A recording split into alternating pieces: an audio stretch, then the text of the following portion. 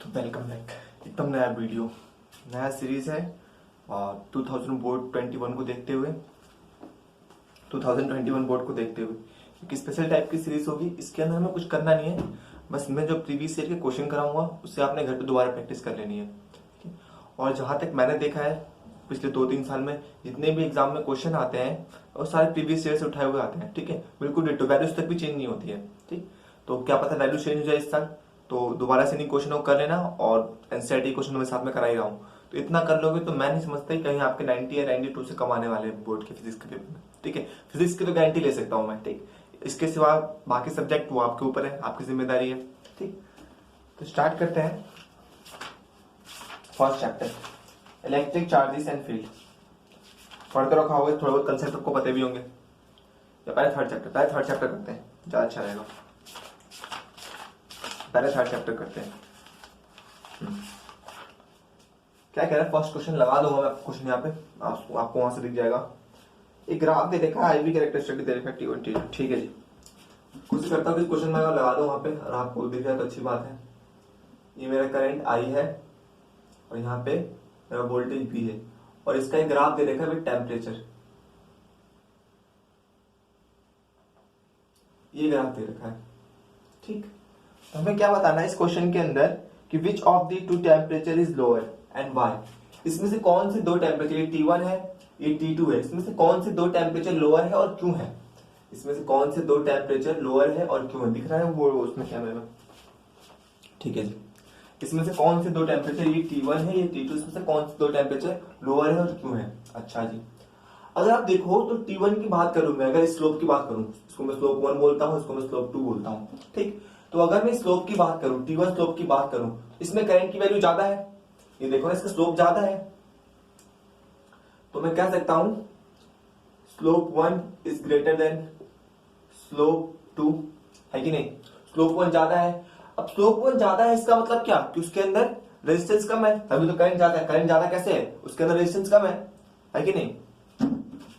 Resistance कम है तो current ज्यादा है। ठीक है जी, इसका मतलब मैं ये कह सकता हूं कि R2 is greater then R1। R2 की वैल्यू ज्यादा होगी, इसमें क्यों करंट कम है, इसमें करंट की वैल्यू ज्यादा है। V बाई आई का मतलब क्या है कि R इज इक्वल टू में I बाई V। ठीक, समझ सकते हैं इसको। देखो हमने पढ़ रखा है V, यहां कम दिख नहीं होगा, V इज इक्वल टू में आई आर, है कि नहीं। तो यहां से जो मेरा I होगा वो R के ऊपर डिपेंड कर रहा है कहीं ना कहीं। किसके ऊपर, R के ऊपर। जिसका R ज्यादा उसका I कम, जिसका I ज्यादा उसका R कम, है कि नहीं। तो इसमें करंट की वैल्यू कम है इसके कंपैरिजन में, सेकंड में फर्स्ट वाले स्लोप के कंपैरिजन में 2 में करंट की वैल्यू कम है। इसका मतलब इसमें R की वैल्यू क्या होगी, स्लोप 1 की वैल्यू क्या है, करंट 1 की वैल्यू क्या है, ज्यादा है। सॉरी माफ करना इसको, स्लोप 1 की वैल्यू ज्यादा है, इसका मतलब करंट ज्यादा है इसके अंदर। जब करंट ज्यादा है तो इसके अंदर क्या कम है, सिंपल सी बात है, रेजिस्टेंस कम है। तो यहां से मैं कह सकता हूं कि R2 is greater then R1। R2 is greater then R1। अच्छा जी, और हमने ये भी जानते हैं कि जो टेम्परेचर, जो हमारा रेजिस्टेंस होता है वो किसके ऊपर डिपेंड करता है, डायरेक्टली प्रोपोर्शनल होता है टेम्परेचर के। किसके, डायरेक्टली प्रोपोर्शनल होता है टेम्परेचर के। जो रेजिस्टेंस होता है वो डायरेक्टली प्रोपोर्शनल होता है टेम्परेचर के। अगर आपको इसका प्रूफ पता है तो अच्छी बात है, नहीं पता तो भी आगे कराऊंगा मैं। ठीक है, बहुत से क्वेश्चन है ऐसे। तो कितना हो जाएगा मेरा, इसका मतलब मैं ये कह सकता हूं कि T1 is greater then, sorry T2 is greater then T1, क्योंकि रेजिस्टेंस 2 बड़ा है तो टेम्परेचर 2 भी बड़ा होगा, क्योंकि जैसे जैसे टेम्परेचर बढ़ाते हैं तो रेजिस्टेंस भी बढ़ता है। ठीक है, अभी देखेंगे हम कंडक्टर के केस में। ठीक, तो ये कहानी है, यहां से मैं कह सकता हूं T2 is greater then T1। ठीक, तो ये इसके पीछे कंसेप्ट, तो चाहो तो डायरेक्ट लिख सकते थे T2 is equal to T1, अगर एग्जाम में ठीक दिमाग आता है तो। ठीक है जी, क्वेश्चन 2 देखते हैं।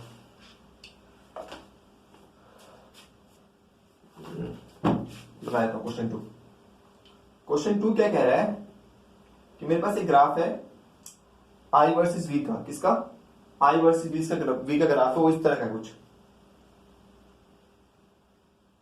यहाँ पे कुछ रीजन दे रखे हैं B C D E, ये कुछ रीजन दे रखे हैं। हमें बताना है पहले केस में कि ऑफ द नेगेटिव रेजिस्टेंस, कहां पे रेजिस्टेंस नेगेटिव होगा। ठीक, और कहां पे इसको ओम्स लॉ को फॉलो करेगा ये ग्राफ। ठीक है जी, तो सिंपल से एक बात याद रखना, ये ग्राफ है किसका, पहली बात तो ये ग्राफ है सेमीकंडक्टर के किसी मटेरियल का, क्योंकि सेमीकंडक्टर के मटेरियल में जो नॉर्मल जो जनरल डे टू डे ये होता है गैस, गैलीनियम आर्सेनिक। अगर आपने सेमीकंडक्टर पढ़ रखा हो तो डोप सेमीकंडक्टर है। क्या है? डोप सेमीकंडक्टर है। ठीक, तो इसमें क्या बनेगा, ये बन के आएगा। इसका जो ग्राफ बनता है ना V वर्सेस I का, ऐसा कुछ बनता है। ठीक, चलो जी, इसमें कह रहा है कौन सा स्लोप हमारा जो कौन सा होगा रीजन नेगेटिव स्लोप को रिप्रेजेंट कर रहा होगा। तो ये वाला रीजन, यहाँ पे रेजिस्टेंस घट रहा है, मतलब नेगेटिव रेजिस्टेंस। देखो ना, करंट की रेजिस्टेंस बढ़ रहा है, ऐसे की तरफ नीचे की तरफ जा रहा है। ठीक, यहां से कह सकता हूं डी, साफ साफ देखो, स्लोप नीचे गिर रहा है, इसका मतलब क्या, स्लोप नीचे गिर रहा है, इसका मतलब क्या कि रेजिस्टेंस डिक्रीज कर रहा है। पहले क्या हो जाएगा, DE region are negative slope. क्या है इसका? नेगेटिव स्लोप है, और सॉरी नेगेटिव रेजिस्टेंस, क्योंकि इसका क्या है, नेगेटिव स्लोप, इसलिए। ठीक, दिख रहा होगा, आई होप सो रेजिस्टेंस लिखा होगा ये। ठीक, उसके बाद क्या कह रहा है कि कौन सा ऐसा रीजन है जो ओम्स लॉ को फॉलो कर रहा है। ओम्स लॉ क्या होता था, E is directly proportional to B, B is directly proportional to E। मतलब जैसे जैसे करंट बढ़ेगा V भी बढ़ेगा, जैसे जैसे करंट बढ़ेगा V भी बढ़ेगा, लीनियरली बढ़ेगा। क्या बढ़ेगा? डायरेक्टली प्रोपोर्शनल बढ़ेगा। तो ये वाला रीजन है, बिल्कुल डायरेक्टली प्रोपोर्शनल बढ़ रहा है। इसको मैं कह सकता हूं कि BC region are obeyed Ohm's law, Ohm's law. Clear है? ये था क्वेश्चन नंबर 2। आसान है, मुश्किल क्वेश्चन नहीं है सारे प्रीवियस ईयर के, बहुत आसान आसान सवाल आए हुए हैं। अच्छा जी, plot a graph showing the variation of resistivity of a conductor with a temperature. अच्छा जी, अब ये ना चीज आपको थोड़ा पता भी होनी चाहिए। जो रेजिस्टिविटी ऑफ कॉपर होता है उसका जो ग्राफ बनता है, अभी आगे प्रूव करेंगे, सेकंड 2 नंबर वाले क्वेश्चन स्टार्ट होंगे तो कैसे होगा। ये मेरा रेजिस्टिविटी है, रेजिस्टिविटी हो या रेजिस्टेंस हो, दोनों का ग्राफ सेम बनता है। कंडक्टर के केस में या फिर सेमीकंडक्टर के केस में, दोनों का ग्राफ क्या बनता है, सेम बनता है। ठीक, तो ये मेरा रेजिस्टिविटी, ये क्या हो गया मेरा टेम्परेचर। ठीक, ये मेरा रेजिस्टिविटी, ये मेरा टेम्परेचर। तो जैसे जैसे हम टेम्परेचर बढ़ाते हैं रेजिस्टिविटी भी बढ़ता है। क्या होता है? रेजिस्टिविटी। अभी मैंने बताया था, फर्स्ट क्वेश्चन कराया था कि जो टेम्परेचर होता है वो डायरेक्टली प्रोपोर्शनल होता है, रेजिस्टेंस जो होता है वो डायरेक्टली प्रोपोर्शनल होता है टेम्परेचर के, और रेजिस्टिविटी और रेजिस्टेंस दोनों एक ही चीज मान लो एक तरह की। ठीक है, ये मतलब अलग है तो सही, लेकिन टेम्परेचर के साथ इनका वेरिएशन एक जैसा होता है। ठीक, तो इस तरह से हमारा जैसे जैसे टेम्परेचर बढ़ाएंगे रेजिस्टिविटी मटेरियल का बढ़ेगा। इसका फॉर्मूला होता है रेजिस्टिविटी का, R इज इक्वल टू में R not 1 plus alpha delta T, ये फॉर्मूला होता है। तो जैसे जैसे टेम्परेचर बढ़ाओगे रेजिस्टिविटी क्या करेगा, बढ़ेगा, डायरेक्टली प्रोपोर्शनल का। ये अल्फा एक कांस्टेंट होता है। क्या होता है? कांस्टेंट होता है। ठीक, अच्छा जी, ये था क्वेश्चन नंबर 3। ये बात याद रखना, इसका प्रूफ चाहो ऐसा क्यों होता है कि टेम्परेचर बढ़ाने पर रेजिस्टिविटी इसलिए बढ़ती है क्योंकि हमारा जो फॉर्मूला होता है रेजिस्टेंस का या फिर रेजिस्टिविटी का देख लो, रेजिस्टिविटी की बात हो रही है ना, ml अपॉन में E L² टाउ एवरेज, ये होता है। क्या होता है? ये होता है हमारा एल भी नहीं होता है, तुम्हारा उसके अलग। रेजिस्टिविटी इन चीजों के ऊपर डिपेंड करती है। किसके ऊपर? इन चीजों के ऊपर डिपेंड करती है रेजिस्टिविटी हमारी। ठीक, तो जैसे जैसे हम टेम्परेचर बढ़ाते हैं तो एन की वैल्यू इंक्रीज करती है। क्या करती है? एन की वैल्यू नेग्लिजिबल इंक्रीज करती है। क्या करती है? नेग्लिजिबल इंक्रीज करती है। लेकिन टाउ एवरेज की वैल्यू डिक्रीज कर जाती है बहुत ज्यादा। क्या करती है? टाउ एवरेज की वैल्यू बहुत ज्यादा डिक्रीज कर जाती है। टाउ एवरेज क्या है? ये होता है रिलैक्सेशन टाइम। क्या होता है? Relaxation time.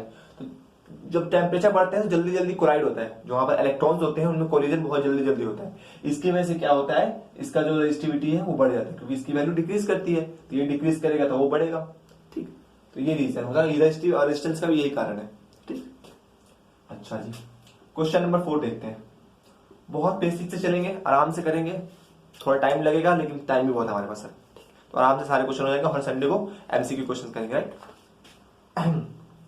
Question number 4, how does the random motion of the free electron in a conductor get affected when the potential difference applied across it the ends? अच्छा देखो, एक कंडक्टर है, इसके अंदर करंट नहीं चालू है, देखते तो ठीक है। मेरे पास क्या है, कंडक्टर दिख नहीं रहे, तो ये क्वेश्चन नंबर 3 है, ये ऐसे जाना है। ठीक, अच्छा जी, अब देखते हैं हम एक और क्वेश्चन नंबर 4। इसमें क्या कह रहा है कि मेरे पास एक कंडक्टर है, इसको थोड़ा फील करना। सवाल अच्छा है ये भी।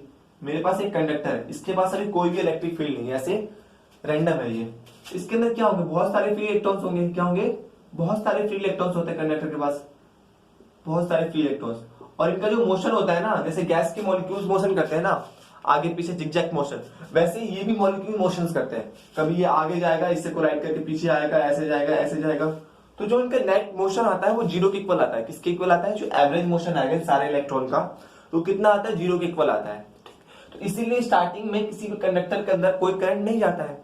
देखा, अब मैं यहां से कुछ, ये रहा मेरे पास, किसको लो, ये रहा, इसको मैं लेता हूं, मुझे करंट लगना चाहिए था, क्योंकि क्या है, हमारे पास कंडक्टर है, इसके पास फ्री इलेक्ट्रॉन्स है बहुत सारे, ठीक। तो मुझे पकड़ता है, मुझे करंट लगना चाहिए था, क्योंकि फ्री इलेक्ट्रॉन्स क्या कर रहे हैं, मोशन कर रहे हैं, ठीक है। लेकिन हमें करंट इसलिए नहीं लगता क्योंकि इसके अंदर क्या है, ओवरऑल जो एवरेज मोशन होता है ना इलेक्ट्रॉन्स का, वो नेग्लिजिबल होता है, ठीक है। एवरेज मोशन जीरो आता है। कितना आता है, जीरो आता है। इसलिए इसमें इलेक्ट्रॉन का कोई रैंडम मोशन नहीं होता, मोशन नहीं तो करंट नहीं, ठीक। तो क्या कह रहा है कि अगर इसके अंदर मैं एक एक्सटर्नल फील्ड अप्लाई कर दूंगा, एक्सटर्नल इलेक्ट्रिक फील्ड अप्लाई कर देंगे, तो क्या होगा इन इलेक्ट्रॉन का, इन इलेक्ट्रॉन का क्या होगा। अच्छा जी, तो जब मैं एक्सटर्नल इलेक्ट्रिक फील्ड अप्लाई करूंगा तो क्या करेगा, एक बैटरी से जोड़ दूंगा तो क्या बनेगा, एक एक्सटर्नल इलेक्ट्रिक फील्ड बनेगा। यहाँ पे कुछ ऐसा एक्सटर्नल इलेक्ट्रिक फील्ड बना, ठीक। और हमें पता है जो इलेक्ट्रॉन्स होते हैं उनके ऊपर फोर्स लगता है, जो नेगेटिव चार्ज होते हैं उनके ऊपर क्या फोर्स लगता है, फोर्स लगता है in the opposite direction of electric field. अगर इलेक्ट्रिक फील्ड का डायरेक्शन ये है, तो यहाँ पर एक मान लो इलेक्ट्रॉन है, तो इसके ऊपर कैसा फोर्स लगेगा, ऐसा लगेगा। किसके इक्वल होगा, क्यू यू के इक्वल होता है। किसके इक्वल होता है, Q charge of electron, E is electric field, applied electric field, तो इसके इक्वल होता है। अब जो इलेक्ट्रॉन रैंडम मोशन कर रहे थे, जो इलेक्ट्रॉन रैंडम मोशन कर रहे थे, वो किस में आ जाएंगे, एक उसमें फोर्स में अलाइन हो जाएंगे, ठीक है। सबके ऊपर फोर्स लगेगा तो एक दिशा में चलना स्टार्ट कर देंगे, जैसे इलेक्ट्रिक फील्ड सब इधर चलना स्टार्ट कर देंगे। क्या कर देंगे, इधर चलना स्टार्ट कर देंगे, ठीक। तो ये कहानी होती है, ठीक। इसको चाहो तो आप लिख सकते हो कि when conductor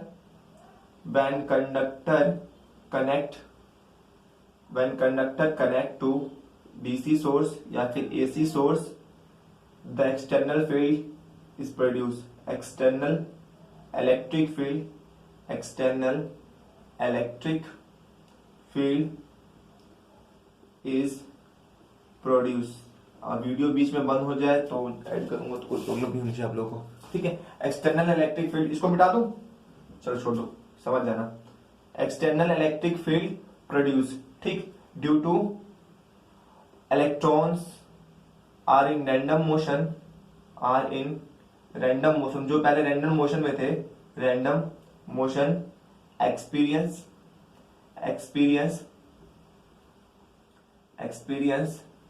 electric force due to electric field, then electric field and align in one direction. और कैसे हो जाते हैं, अलाइन हो जाते हैं एक डायरेक्शन, अलाइन इन अ सेम डायरेक्शन, एक डायरेक्शन में क्या होते हैं, अलाइन होते हैं। इसके अंदर इलेक्ट्रॉन था तो in the opposite direction of electric field align हुए। अगर मान लो इसके अंदर प्रोटॉन्स होते, पॉजिटिव चार्ज होता, तो कहां अलाइन होता, in the direction of electric field, क्योंकि नेगेटिव के ऊपर कैसा फोर्स लगता है, opposite direction of electric field, लेकिन पॉजिटिव के ऊपर कैसा फोर्स लगता है, in the direction of electric field. Got it. चलो जी, क्वेश्चन नंबर 5 देखते हैं। क्वेश्चन नंबर 5 क्या कह रहा है, हम भी देख लेंगे। Plot a graph showing the variation of current versus voltage from the material gas, ठीक।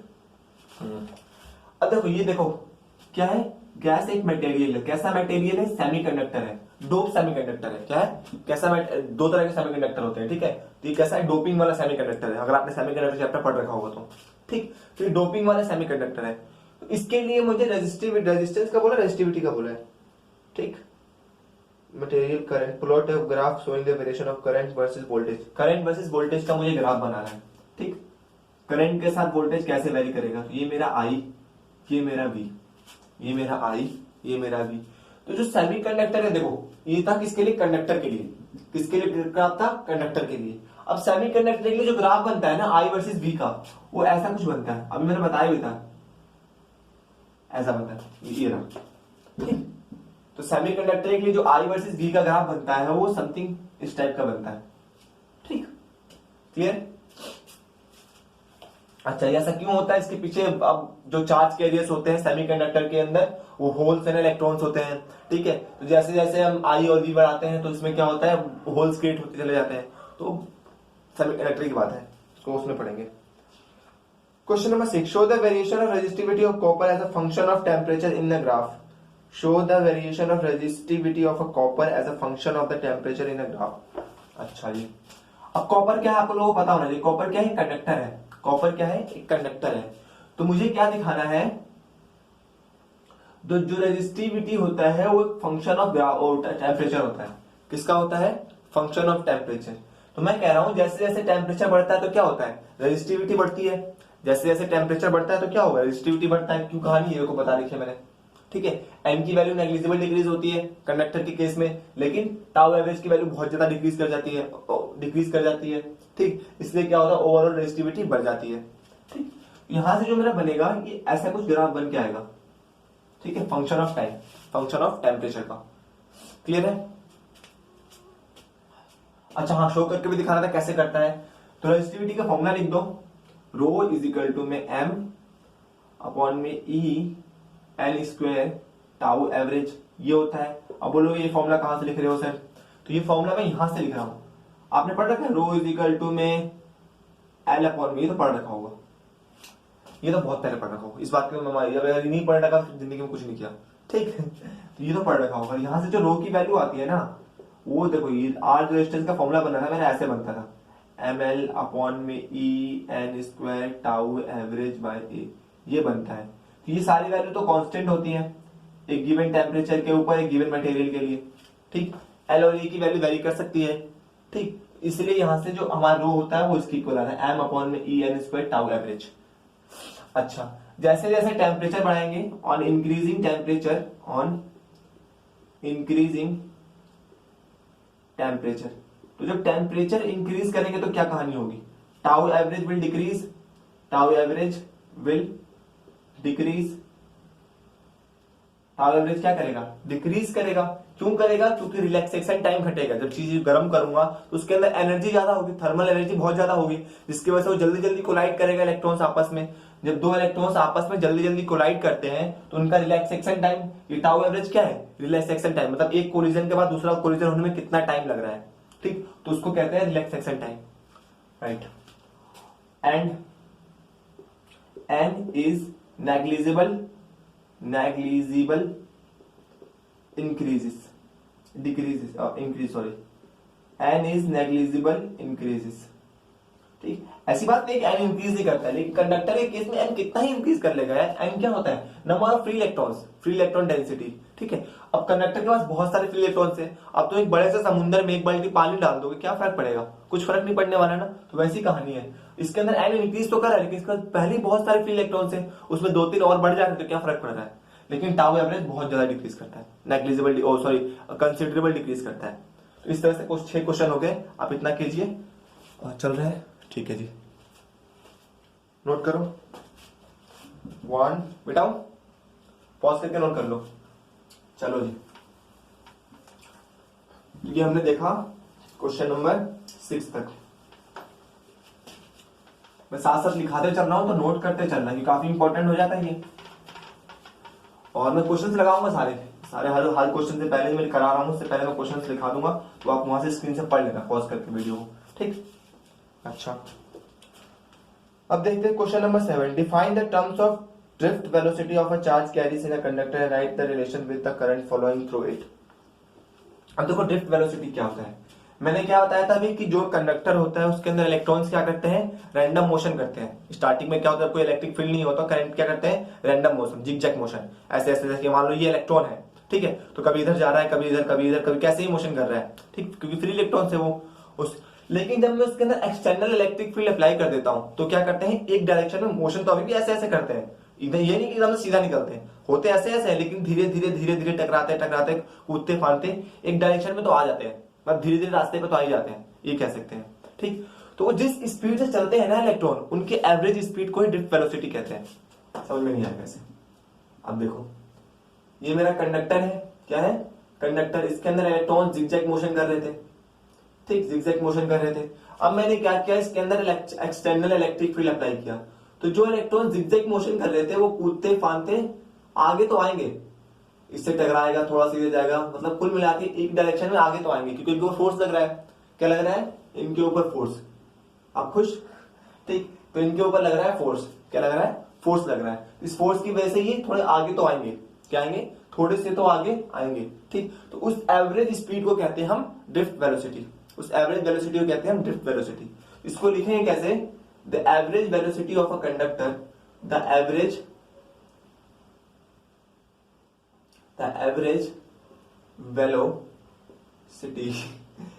velocity of free electrons in a conductor, electron की जगह आप चार्ज ले सकते हो, ठीक है, free charge in conductor on applying external electric field का तरीका क्या है? एक डीसी सोर्स उसको जोड़ दो या एसी सोर्स जोड़ दो। External electric field on applying external electric field. ठीक, the average velocity of free electron in a conductor on applying external electric field is called drift velocity. क्या कहते हैं उसको हम? Drift velocity. इसका रिलेशन बोला करंट के साथ, तो जो ड्रिफ्ट वेलोसिटी का वो रिलेशन होता है वो होता है, जो हमारा करंट और ड्रिफ्ट वेलोसिटी का रिलेशन होता है, I इज इक्वल टू में V D E N A। VD होता है ड्रिफ्ट वेलोसिटी, E होता है चार्ज ऑन इलेक्ट्रॉन, N होता है चार्ज डेंसिटी, N क्या होता है? चार्ज डेंसिटी, और A होता है एरिया ऑफ क्रॉस सेक्शन। क्या होता है? Area of cross section. ये होता है करंट, इसको हम वीना से याद रखते हैं, I इज इक्वल टू में वीना। और ये बहुत इंपॉर्टेंट डेरिवेशन भी है हमारे एग्जाम के पॉइंट ऑफ व्यू से। अब डेरिवेशन करेंगे, जब क्वेश्चन पूछा है तो पूछा था बहुत बार, और इसके बहुत से क्वेश्चन सॉल्व होते हैं इसमें। इसका मतलब देखना, हर बार यूज करूंगा मैं, एक ऐसा टर्म है। तो इस तरह से क्वेश्चन नंबर हमारा 7 होता है। क्वेश्चन नंबर 8 करते हैं, define the terms of electrical conductivity of A metallic wire, right it's SI unit. Electrical conductivity क्या होता है? कंडक्टिविटी रेजिस्टिविटी का उल्टा। कंडक्टिविटी क्या होता है? रेजिस्टिविटी का उल्टा। देखो, इसको दो तरीके से डिफाइन कर सकते हैं। क्वेश्चन नंबर 8, कंडक्टिविटी, एक ये फॉर्मूला होता है कंडक्टिविटी का।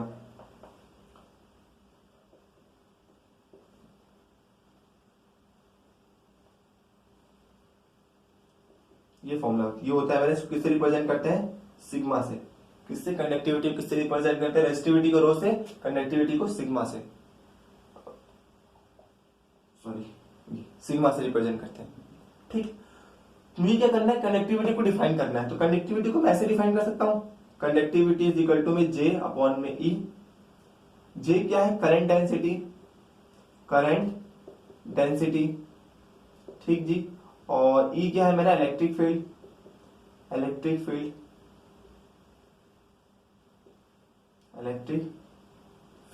अच्छा जी, डेफिनेशन कैसे लिखोगे? The ratio of the current density to applied electric field is called to conductivity.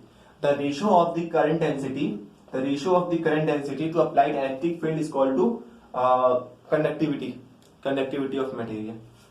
चलो जी, क्वेश्चन नंबर 9 करते हैं। 9 क्या कह रहा है? ये प्रीवियस ईयर है, chapter wise solve. So variation of the resistivity of SI with temperature in the graph. देखो, variation of resistivity with SI with temperature with the graph. Resistivity ये होगा, यहाँ पर टेम्परेचर होगा। किस मटेरियल की बात बोला है इसने? सिलिकॉन की बात बोला है। क्या? SI। अब सिलिकॉन क्या होता है मेरे? एक सेमीकंडक्टर होता है। क्या होता है? सेमीकंडक्टर। तो सेमीकंडक्टर का I वर्सेस B का ग्राफ तो पहले देख चुके हो आप। I वर्सेस B का ग्राफ तो पहले देख चुके हो। अब बात करते हैं रेजिस्टिविटी वर्सेस टेम्परेचर का ग्राफ, कि टेम्परेचर के साथ रेजिस्टिविटी कैसी चेंज होती है इसकी। तो जैसे जैसे हम टेम्परेचर बढ़ाते हैं ना, तो सेमीकंडक्टर की रेजिस्टिविटी और रेजिस्टेंस दोनों बढ़ जाता है। रेजिस्टिविटी और रेजिस्टेंस दोनों बढ़ जाता है। ठीक है, जैसे जैसे हम टेम्परेचर बढ़ाते हैं, सॉरी गलती हो गई। जैसे जैसे हम टेम्परेचर बढ़ाते हैं तो सेमीकंडक्टर का रेजिस्टेंस और रेजिस्टिविटी दोनों डिक्रीज कर जाता है। क्या करता है? डिक्रीज कर जाता है। अगर आपने सेमीकंडक्टर चैप्टर पढ़ा होगा तो आपको इसमें ये बात बताई होगी कि हम क्या करते हैं? इलेक्ट्रॉन को डोप करने के लिए उसको गर्म करते हैं। क्या करते हैं? उसको हीट देते हैं, एनर्जी देते हैं। मतलब क्या दे रहे हैं, हीट प्रोवाइड कर रहे हैं, टेम्परेचर दे रहे हैं, जिससे क्या होता है वहां पे होल्स क्रिएट होते हैं, तो चार्ज वहां से कैरीज करता है और फिर वो मोशन में आता है, तो फिर वो एक अच्छा कंडक्टर बन पाता है। ठीक, तो इसमें क्या होता है रेजिस्टिव, इसमें ऐसा क्यों होता है कि हमने रो का फॉर्मूला पढ़ा था अभी, इस सिलिकॉन की बात हो रही है सेमीकंडक्टर के लिए, four semiconductor, four semi conductor के लिए सी लिख देता हूं। ठीक है, जो मैंने ये फॉर्मूला पढ़ा था रो का वो था m अपॉन में e square and tau average, e square upon में टाउ एवरेज, ये कहानी थी। ठीक, अच्छा जी, m e square and tau average ये है।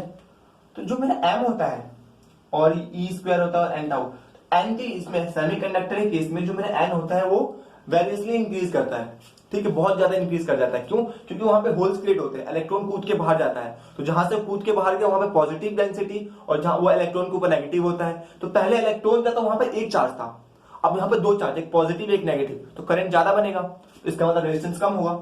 ठीक है, और टाउ एवरेज ना के बराबर इंक्रीज करता है, क्योंकि वहां पे बहुत कम इलेक्ट्रॉन्स है, वहां पे कोलिजन में क्या ही टाइम लगेगा, वहां पे कोलिजन में क्या ही टाइम लगेगा, है कि नहीं।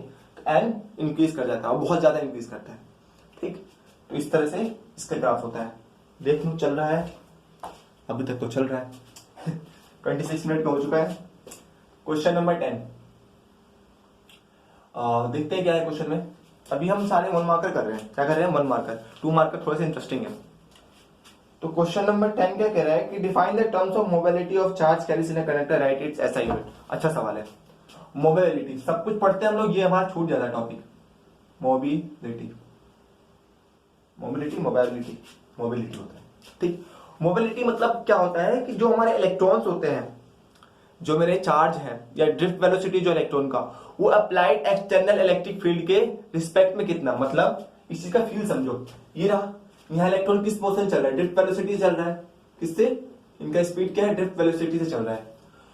तो जब मैं एक्सटर्नल इलेक्ट्रिक फील्ड अप्लाई कर रहा हूं तो उसके जब एक यूनिट एक्सटर्नल इलेक्ट्रिक फील्ड है, एक यूनिट, ठीक है, बहुत ज्यादा एक्सटर्नल फील्ड जो है बहुत ज्यादा है, मान लो इसकी वैल्यू 150 है, लेकिन जब मैं एक्सटर्नल इलेक्ट्रिक फील्ड को एक रखूंगा, उसके ऐसा यूनिट मतलब उसका मैग्नीट्यूड एक रखूंगा, तो इलेक्ट्रॉन की ड्रिफ्ट वेलोसिटी कितनी होगी, इलेक्ट्रॉन कितना घूम पाएगा। मोबिलिटी मतलब क्या, कि जब मेरा इलेक्ट्रिक फील्ड एक होगा तो इलेक्ट्रॉन कितना घूम पाएगा। ठीक है, उसको कहते हैं मोबिलिटी। मोबिलिटी क्या कहते हैं, मोबिलिटी। क्लियर है। तो इसका क्या फॉर्मूला, इसको हम किससे रिप्रेजेंट करते हैं, म्यू से रिप्रेजेंट करते हैं। ये क्या होता है मेरा, drift velocity divided by external electric field. Definition क्या बनेगी इसकी, यहां से बना सकते हो, the average speed of electron in per unit electric field, per unit electric field, या इसको ऐसे भी लिख सकते हो, the ratio of the drift velocity to electric field is equal to mobility. ठीक, द रेशियो ऑफ, वो दिख रहा होगा आई होप, हाँ दिख रहा है, ये नहीं दिख रहा, ठीक, तो बोल रहा हूं साथ साथ, कोई दिक्कत नहीं है। द रेशियो ऑफ, इसका कुछ करता हूं मैं, the ratio of drift velocity to external electric field, external लिखना मत भूलना, ठीक है, एक्सटर्नल इलेक्ट्रिक फील्ड, मैं बार बार एक्सटर्नल क्यों लिख रहा हूं, अब आपको चैप्टर पढ़ने के बाद समझ में आएगा। एक्सटर्नल इलेक्ट्रिक फील्ड, बिकॉज इसके अंदर भी एक इलेक्ट्रिक फील्ड जनरेट होता है। ठीक है, तो अभी इतना टाइम है नहीं कि आपको पूरा चैप्टर पढ़ाया जाए। इसका ऐसा यूनिट क्या होगा सोच के बताओ, ऐसा यूनिट, ये वेलोसिटी, वेलोसिटी का यूनिट क्या होता है, मीटर्स पर सेकंड, क्या होता है, मीटर पर सेकंड। अच्छा जी, इलेक्ट्रिक फील्ड का वो क्या होता है मेरा, न्यूटन्स पर कूलम, यही तो होता है इलेक्ट्रिक फील्ड का यूनिट, न्यूटन्स पर कूलम। तो यहां से क्या फॉर्मूला बन के आएगा, meters second inverse coulombs newton inverse, ऊपर जाकर माइनस हो जाएगा दोनों, तो यहां से बनेगा मीटर्स पर कूलम एस या फिर ये फॉर्मूला आता है ऐसा यूनिट का। ये तो ड्राइव भी कर सकते हो आप, ये मीटर कैपिटल नहीं होता, स्मॉल होता है। ठीक, क्लियर है। इस तरह से क्वेश्चन नंबर 10 पूरा। 11 देखते हैं। तो 11 में क्या कह रहा है कि how does the explain increase in resistivity of metal with increase in temperature, how does one explain increase in resistivity of, अच्छा इसको हम एक्सप्लेन कैसे करेंगे कि मेटल की रेजिस्टिविटी बढ़ती है और इंक्रीजिंग द टेम्परेचर, इस बात को हम एक्सप्लेन कैसे करेंगे। तो मैंने बता भी दिया इस चीज को एक्सप्लेन कैसे करेंगे, कि कोई किसी भी मेटल के केस में, in case of metal, in case of metal जो मेरा रेजिस्टिविटी होता है वो क्या होता है, M E N square tau average, यही होता है। M is a mass of electron, E is a charge of electron, N is a charge density and tau average is a relaxation time, right. तो जैसे जैसे हम temperature increase करेंगे, on increasing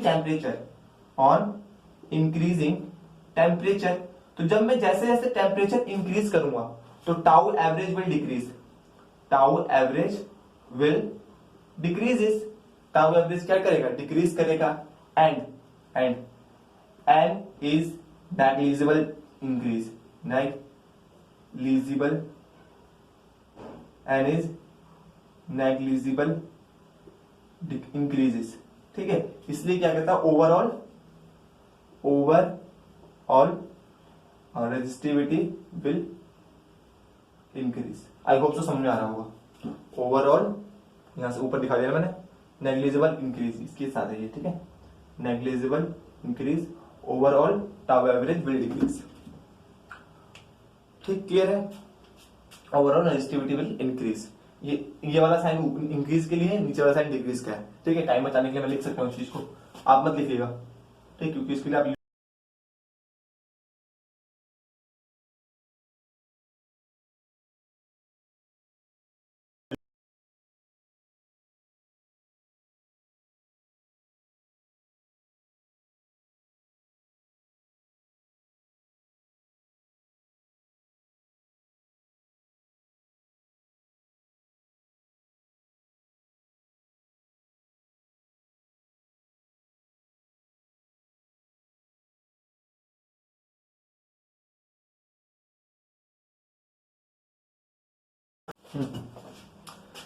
तो रब करने के लिए टाइम लगता है, उसको हमने बचाने के लिए ऑफ करके रब कर लिया, ठीक। तो देखते हैं कितना टाइम कह रहा हूँ। क्वेश्चन नंबर 12 पे आ गए थे, किस पे आ गए थे, क्वेश्चन नंबर 12 पे। तो क्या कह रहा है क्वेश्चन नंबर 12 में, right a relation between the current and the drift velocity of a electron in a conductor, use the relation of explain how the resistance of the conductor, ठीक है। Question दिख रहा होगा आपको, यहाँ पे मैंने लगा दिया होगा। तो क्वेश्चन नंबर 12 देखते हैं, क्या कह रहा है, मुझे करंट और ड्रिफ्ट वेलोसिटी के बीच में क्या लिखना है, रिलेशन लिखना है, यही बोल रखा है, right relation between the current and drift velocity, ठीक। अच्छा जी, अभी हमने कुछ देर पहले किया था, इनका जो रिलेशन होता है I इज इक्वल टू में वी ना, यही तो होता है। Vt is drift velocity, I is an electric current in conductor, E is the charge of electrons, ठीक, N is the charge density of electrons and charge density of charge, ठीक, और A is the cross section area, ये कहानी होती है। अब कह रहा है कि इसी एक्सप्रेशन का यूज करके मुझे ये बताना है कि जो रेजिस्टेंस होता है वो टेम्परेचर से कैसे वेरी करता है, मतलब टेम्परेचर पे कैसे डिपेंड करता है। तो इस तरह से कह सकता हूं कि गॉस लॉ का प्रूफ भी है, किसका है, गॉस लॉ का प्रूफ भी है। अब एक नंबर में दे रखा है, क्या सोच के दे रखा है, ठीक। तो ये क्या हो जाएगा मेरा, आप देखो वीडी की वैल्यू हमें पता होती है, हमने ड्राइव कर रखा है, अगर आपने नहीं किया तो मैं अभी आगे क्वेश्चन आएगा ड्राइव करने के लिए 2 नंबर में 3 नंबर में, उसमें ड्राइव करते हैं। तो ई पॉन में e, m tau average, tau average is relaxation time ए, ये कहानी होती है, ठीक। और हमें पता है ई की वैल्यू होती है V बाई एल, क्या होती है, V बाई एल। तो यहां से जो VD आता है मेरा, अच्छा दिख रहा है, लाइट तो नहीं आ रही इसके ऊपर, यहाँ पर NA लिखा हुआ है, क्या लिखा हुआ लास्ट में, NA लिखा हुआ है, तो अवॉइड करना उसको। ई की जगह मैं क्या लिख दूंगा, V बाई एल, नीचे M पहले से था, टाउ एवरेज ENA, ये कहानी होगी, ठीक। तो यहां से जो VD की वैल्यू आएगी वो हो जाएगी मेरी ई स्क्वायर, ठीक। N को पहले लिख देता हूं मैं, V ML टाउ एवरेज, यही होगा, सॉरी इसकी किसकी, VD की, यहाँ पे आई होगा, सॉरी गलती हो गई, यहां से इसकी वैल्यू पुट कर रहा था ना मैं, यहां पर भी आई होगा, गलती करते तो आ रहा हूं, VD की वैल्यू लिखना ही भूल गया मैं।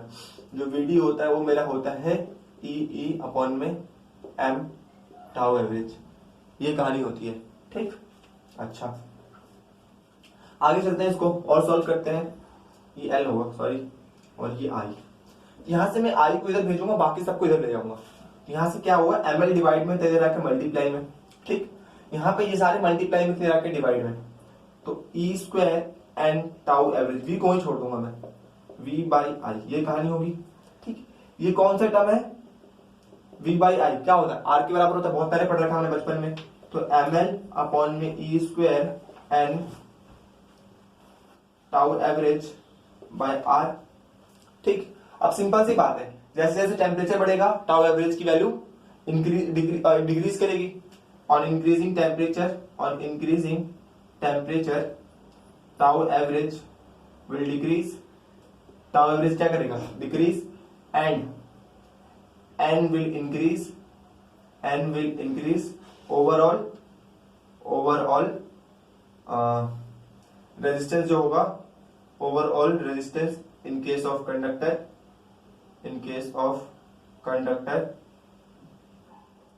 Decreases sorry increases. क्या होगा? इंक्रीज होगा, क्योंकि टाउ की जो वैल्यू होती है बहुत ज्यादा डिक्रीज करती है, लेकिन इसकी वैल्यू नेग्लिजिबल इंक्रीज करती है। Will increases negligible. ठीक है, समझ रहा हूं, नेग्लिजिबल लिखा हुआ है। इस तरह से क्वेश्चन नंबर 12 था। क्वेश्चन नंबर 13 देखते हैं, और ये एक्सप्रेशन बहुत ज्यादा काम आने वाला है ये पूरा। ठीक, क्वेश्चन नंबर 13 देखते हैं। तो क्वेश्चन नंबर 13 में क्या बोला है, एक बार देख लो, चल रहा है। तो क्वेश्चन नंबर 13 में क्या कह रहा है ये? Plot a graph showing the variation of the resistance of the conducting wire as a function of its radius, keeping the length and the wire temperature as constant. Plot a graph showing the variation of the resistance of a conducting wire as the function of the radius.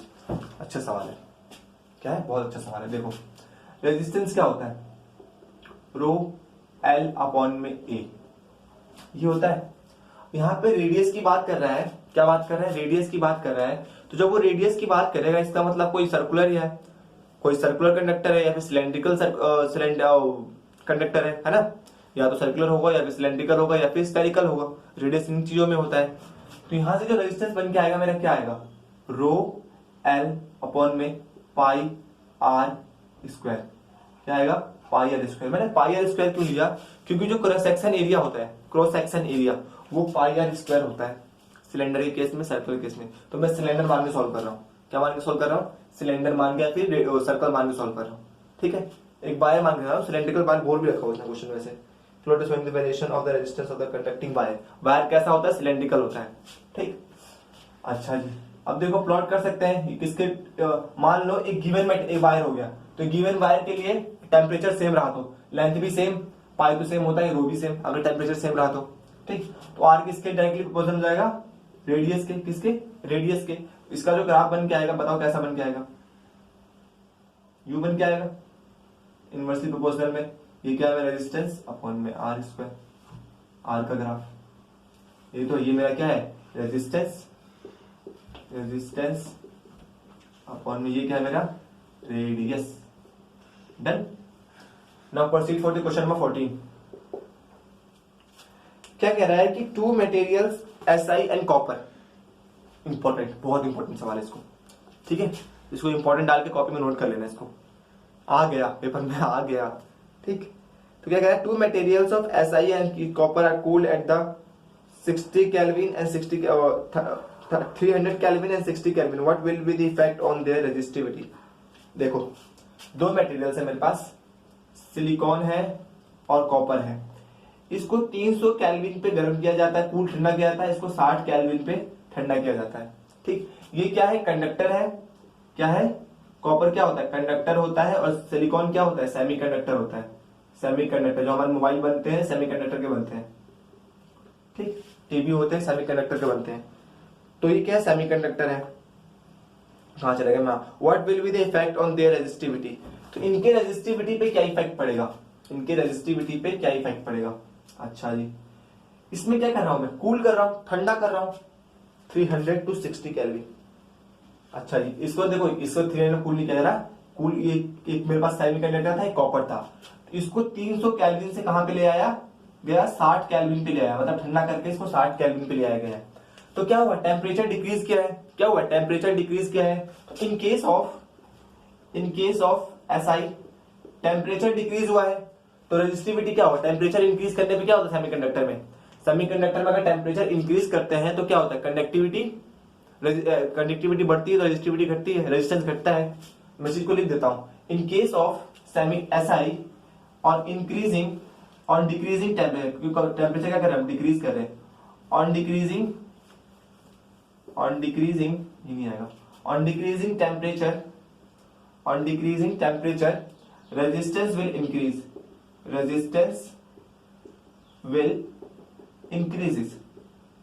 Resistance क्या होगा, increase करेगा, ठीक है। But in case of copper, ये conductor है, on decreasing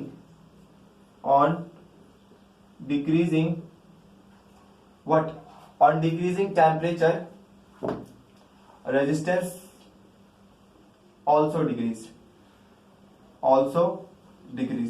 now that is the required answer, ठीक। also decrease होगा, decreasing लिख दिया, क्लियर हो रहा है, आसान था, कोई टफ काम नहीं था। कंडक्टर के केस में क्या होता है, टेम्परेचर बढ़ने पर रेजिस्टेंस बढ़ता है, but in case of semiconductor temperature बढ़ाने पे रेजिस्टेंस डिक्रीज करता है, और इंक्रीजिंग रेजिस्टेंस विल और डिक्रीजिंग रेजिस्टेंस विल इंक्रीज, ठीक है। क्वेश्चन नंबर 14 हो गया, 15 देखते हैं क्या कह रहा है कि when electron drift in a metal from the lower to higher potential does mean that all the electrons of a metals are moving in the same direction. देखो, जब कोई इलेक्ट्रॉन किसी मेटल के अंदर मूव करता है, ड्रिफ्ट करता है, क्या करता है, जब कोई इलेक्ट्रॉन किसी मेटल के अंदर ड्रिफ्ट करता है, तो ये इलेक्ट्रॉन्स है, ये मान लो इधर ड्रिफ्ट हो रहे हैं, क्या हो रहे हैं, इधर ड्रिफ्ट हो रहे हैं। इसका मतलब ये थोड़ी है कि सारे इलेक्ट्रॉन एक ही डायरेक्शन में, ड्रिफ्ट का मतलब क्या होता है कि जो मेरा एवरेज आएगा ना वो एक डायरेक्शन में आएगा, क्या आएगा, एवरेज आएगा ना सारे इलेक्ट्रॉन का, वो एक डायरेक्शन में आएगा। सारे इलेक्ट्रॉन अभी भी एक डायरेक्शन में नहीं जा रहे हैं, हाँ एक डायरेक्शन में अलाइन जरूर हुए, एक डायरेक्शन में क्या हुए, अलाइन हुए, उनका सबका डायरेक्शन सेम नहीं है, कोई इधर जा रहा है, कोई इधर जा रहा है, कोई ऐसे जा रहा है, कोई यूं जा रहा है। तो जो इनका नेट आता है ना, और लेकिन अब कोई पीछे नहीं जा रहा है, ये भी है, ठीक है। तो जो इनका नेट आता है ना, नेट इलेक्ट्रॉन का मूव, वो एक डायरेक्शन में आता है, ठीक है। तो कह सकता हूं know all electron not move in same direction, they align in same direction, they average direction is same। जो एवरेज डायरेक्शन होता है वो एक तरफ होता है, ओवरऑल नहीं होता, मतलब स्टार्टिंग में हर एक इलेक्ट्रॉन का सेम नहीं होता है। Now will proceed for the question number 16। I hope तो नोट करते चल रहे होगे, ठीक है, नोट करने का टाइम दूंगा वैसे।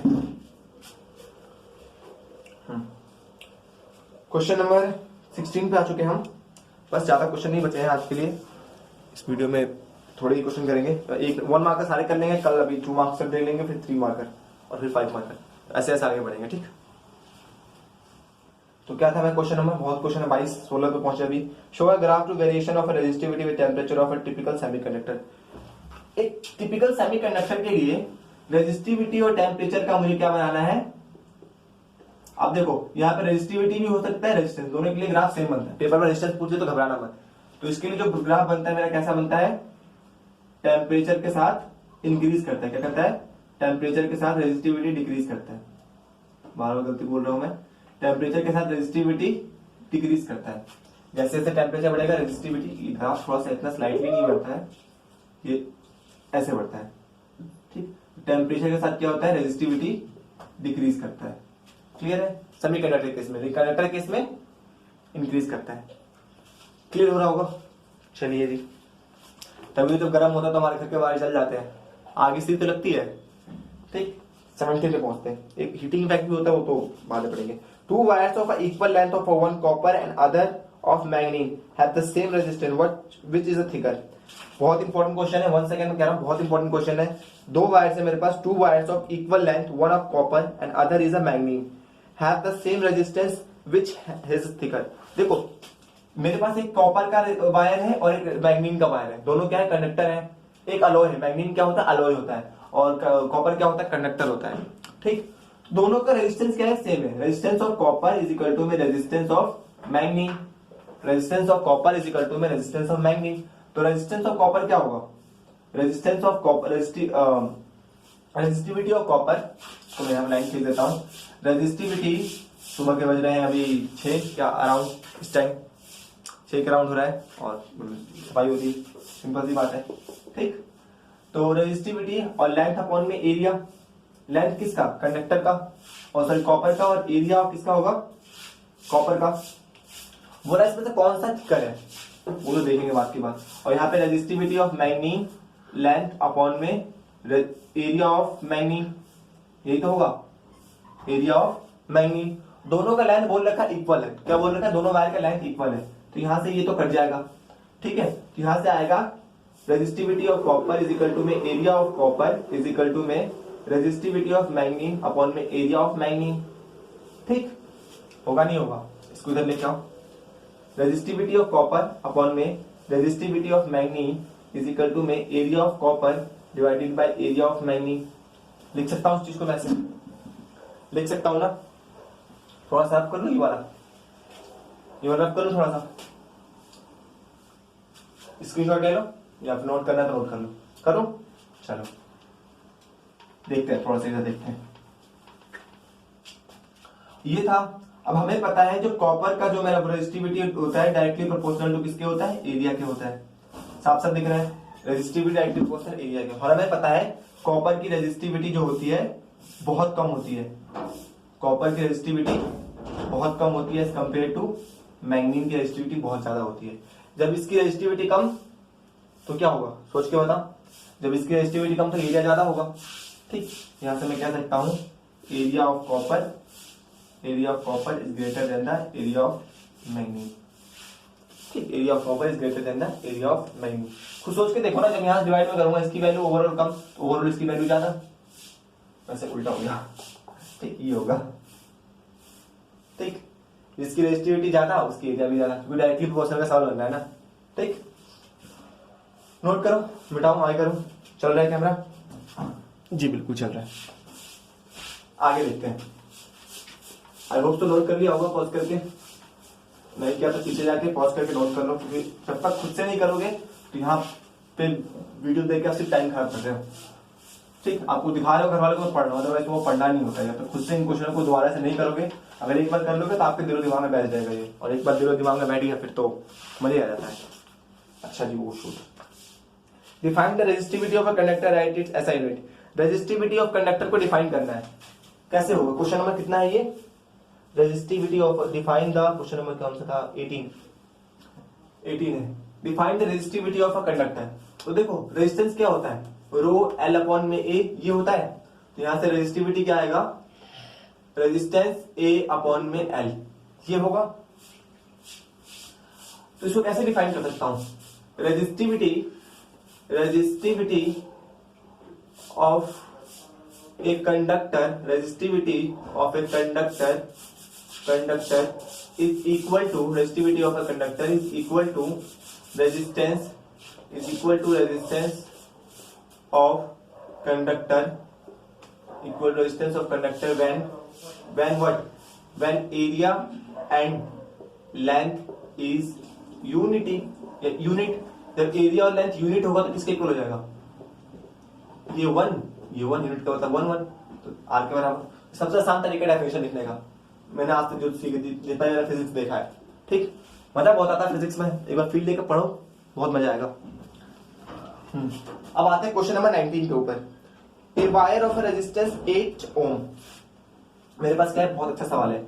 एक वायर है, यहां पर एक वायर है, उसका रेजिस्टेंस कितना है, ए बी 8 ओम का रेजिस्टेंस है।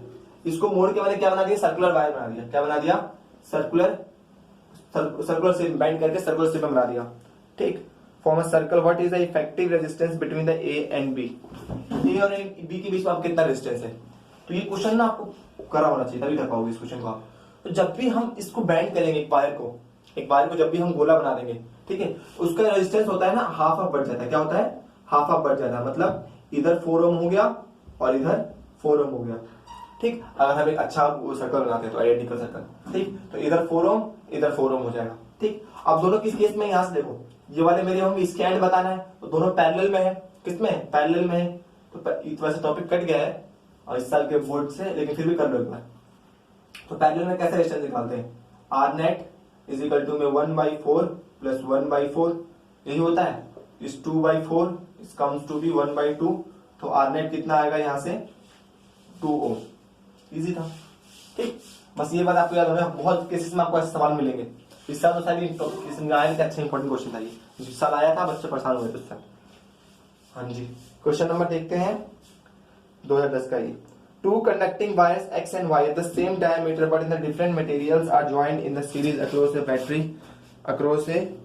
If the number density of the electron in X and Y twice and Y, then find the ratio of the drift velocity. तो क्या कह रहा है, टू कंडक्टिंग वायर X और Y है। मेरे पास दो वायर है, क्वेश्चन नंबर 20 करते हैं। दो कंडक्टिंग वायर है X and Y, ठीक। दो कंडक्टिंग वायर है X and Y at the same diameter but the different material are joined to series. इनको क्या कर दिया गया, सीरीज में ज्वाइन कर दिया गया। दोनों का क्या है, एरिया सेम है, ठीक है, तो बोल रखा है सेम डायमीटर। अब डायमीटर सेम हो तो एरिया भी सेम होगा ना वायर का, ठीक। But different material joint in the series across the material which if the number density of electron x is twice and then that is y। क्या कह रहा है, if the number density of electron in x is twice then the, जो x के पास n की value है ना, x के पास जो n की वैल्यू है वो y के n की वैल्यू से डबल है। ऐसे लिख सकता हूं, है ना, जितना y के पास है इसका डबल, दोनों इक्वल कब होंगे, उसको 2 से मल्टीप्लाई कर दूंगा, है कि नहीं, सिंपल सी बात है।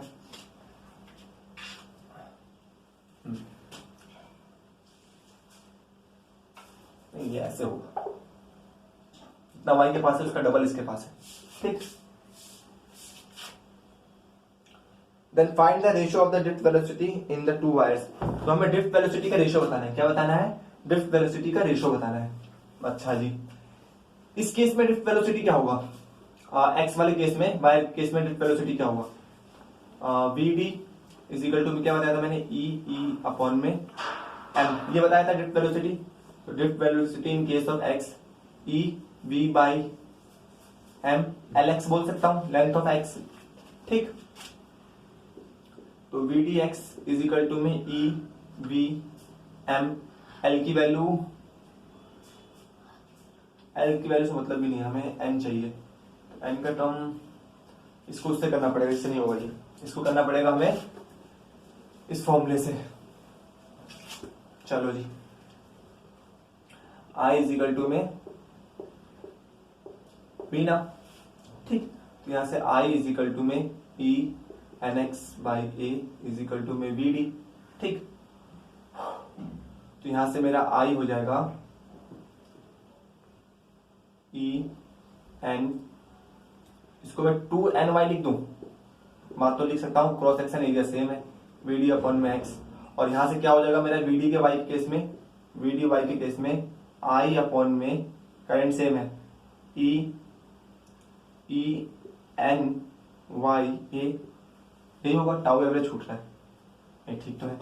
ये कहानी होगा, दोनों को डिवाइड कर दो, इक्वेशन 1 इक्वेशन 2 रेशो पूछा है, दोनों को डिवाइड कर दो, तो we D x divided by v d y, दोनों को इक्वल रखो, तो कितना हो जाएगा, I by e two n y A divided by I by e n y A से ए चल बसा, ई से ई चल बसा, ठीक।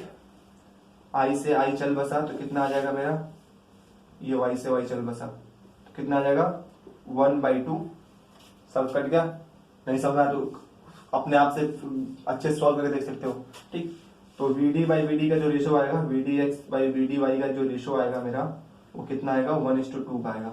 चेक कर लेते एक बार आंसर को, क्योंकि अच्छा सवाल था, बहुत अच्छा सवाल था। क्वेश्चन नंबर 20 का जो 1:2 कितना आ रहा है, 1:2, क्लियर है। चलो हो जाना चाहिए, अच्छा सवाल है, कोई डाउट हो तो पूछना। एग्जाम्पल क्वेश्चन नंबर 21 क्या कह रहा है कि two identical slabs of on a given metal are joined together in the two different spaces joined in the A and B. What is the ratio of the resistance of the two combination? देखो मेरे पास एक material है, दो materials हैं, एक बार ऐसे join किया गया है, एक फिगर में दोनों का लेंथ सेम है, दे रखा हूं फिगर में, और बी में कैसे ज्वाइन किया गया है, इस सीरीज में था, ये किसमें है, पैरेलल में ज्वाइन किया गया है। किसमें ज्वाइन किया गया है, पैरेलल में। इसका लेंथ कितना है, एक का लेंथ एल है और इसका भी लेंथ एल है। इस केस में क्या होगा, लेंथ एल होगा, ठीक। ये कहानी दे रखी है, तो हमें क्या बताना है, what is the ratio of the resistance, resistance का रेशियो क्या होगा इन दोनों केस में, देखते हैं। सीरीज के केस में क्या होगा, इसका रेजिस्टेंस मान लेता हूं मैं R1 है, इसका रेजिस्टेंस क्या है R2 है। सीरीज केस में रेजिस्टेंस कैसा निकलता है, resistance in series R1 plus R2, ये भी टॉपिक कट तो गया वैसे, रो है ना, रो L अपॉन में A, रो L अपॉन में A, और ये कितना हो जाएगा रो L अपॉन में A, लेंथ सेम है तो एरिया भी सेम आने वाला, बोल रखा उसने, तो कितना हो जाएगा 2 रो L अपॉन में A, सीरीज के केस में आया। पैरेलल के केस में कितना आएगा, आरपी कैसे निकलता है, 1 by R parallel is equal to में 1 by R1 plus 1 by R2, ये निकलेगा, तो 1 by RP is equal to में 1 बाई रो L अपॉन में A प्लस में 1 बाई रो L अपॉन में A, ये कहानी होगा। यहां से A ऊपर जाएगा दोनों केस में, 1 by RP is equal to में A by rho L plus में A बाई रो L, ठीक, इसको ऐसे छोड़ दो ना, चलो कोई नहीं करो। अब यहां से क्या करो, 1 बाई RP, यहां से A रो L कॉमन निकालो, अंदर क्या बचेगा 2 बचेगा, ठीक। तो यहां से RP को इधर ले जाओ, RP हो जाएगा मल्टीप्लाई में इधर रो L ऊपर इधर और 2 नीचे, ये आएगा। सॉल्व करोगे तो ये ऊपर सब नीचे आ जाएगा। यहाँ से दोनों का रेशो निकालना है, क्या निकालना है रेशो, तो RS अपॉन में RP इज इक्वल टू में 2 रो L अपॉन में A divided by rho L upon में A2, ये सारा कट गया, 2 4 जगह, RS अपॉन में RP का जो रेशो आएगा 4:1 का आएगा, कितना आएगा 4:1 का। चलो जी क्वेश्चन नंबर 22 देखते हैं, लास्ट क्वेश्चन, इजी था, कोई टफ काम नहीं था, बचपन से करते आ रहे हैं, तो 10वीं क्लास में कर रखा है हमने, ठीक। तो लास्ट क्वेश्चन है आज के इस सेशन का, उसके बाद हम अगले क्वेश्चन में 2 नंबर 1 देखेंगे। The 3 coloured band out of syllabus, question number 22, colour band हमारे टॉपिक से इस साल के लिए सिलेबस से कट चुका है, तो जो कट गया उसको करने का कोई फायदा नहीं है, और आई थिंक ये भी कट गया, फिर भी एक बार मैंने ऐसा करा दिया, कलर कोड वाला तो बिल्कुल ही कट गया, इसमें फिर भी डाउट था, क्या पता आ जाए, ठीक। तो इस तरह से हमारा 1 मार्कर सारे कंप्लीट होते हैं। कल देखेंगे हम 2 मार्कर्स, उसके बाद 3 मार्कर्स एंड 5 मार्कर्स। तो कुल मिला के इस चैप्टर में 1 हफ्ता लगेगा, हमारे पास तो बहुत टाइम है, अगर एक चैप्टर को मैं 1 हफ्ता देता हूं तो एग्जाम तक हम सारे प्रीवियस ईयर क्वेश्चन सॉल्व कर लेंगे, ठीक। फिर मिलते हैं कल, तब तक के लिए सारे क्वेश्चन को अच्छे से करना, ठीक।